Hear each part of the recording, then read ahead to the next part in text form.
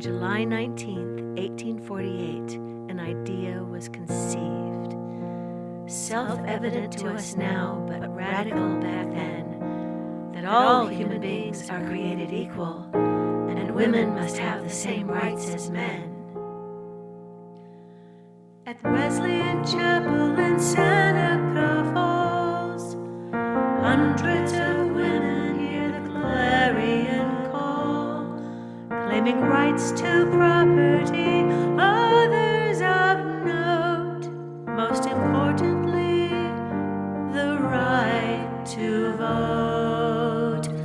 A 7-decade struggle would have to be waged from conception to birth of a new age.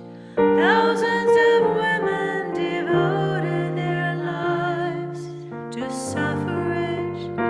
Here are the stories of 5.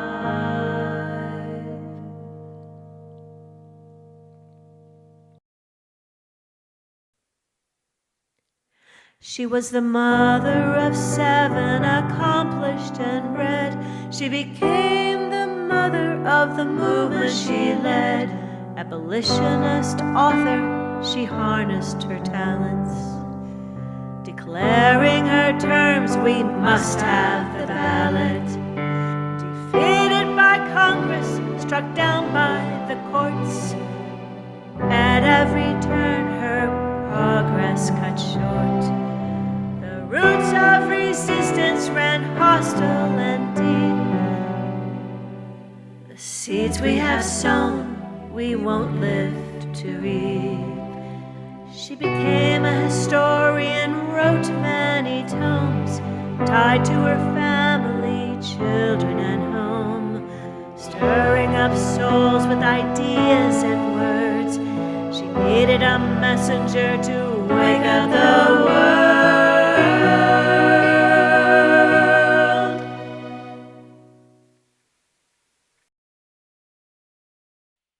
Abolitionist Quaker who never wed. I'd rather make history than write it, she said. Arrested for voting in 72, she pleaded her case and her following grew. She pleaded her case and her following grew. Hundreds of speeches year after year to stony-faced men while most women cheered. She gathered support and sparked fierce debate. Soon women could vote in most Western states. Soon women could vote in most Western states. Elizabeth saw how Susan inspired them. I forged the thunderbolts, Susan fired them. She persuaded thousands of women to join. The face of the movement, she's now on the coin. The face of the movement, she's now on the coin.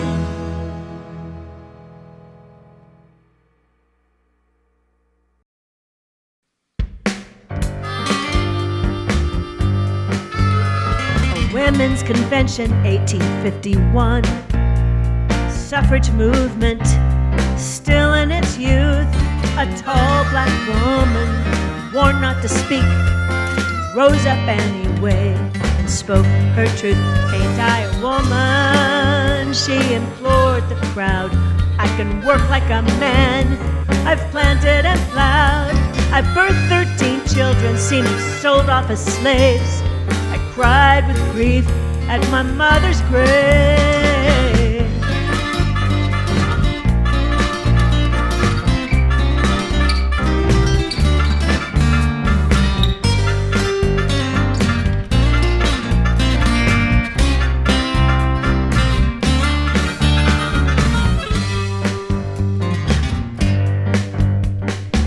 With every eye fixed on her Amazon form, she inspired the women to stand up and fight. Amid roars of applause, she demanded to know, ain't I a woman? Ain't we got rights?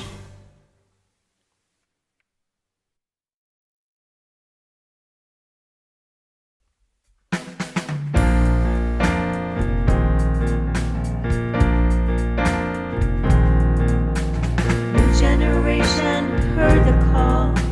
Fierce young woman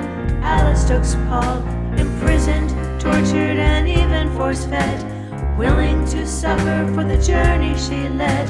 Another woman wore a different hat, Anthony's protege, Carrie Chapman Catt. She lobbied in Congress, petitioned the states. Our time has come, no more can we wait. Paul pressured the president to back the cause, picketed the White House demanding new laws, gathered petitions with thousands of names, organized marches stoking the flames. Finally, the 19th Amendment was passed.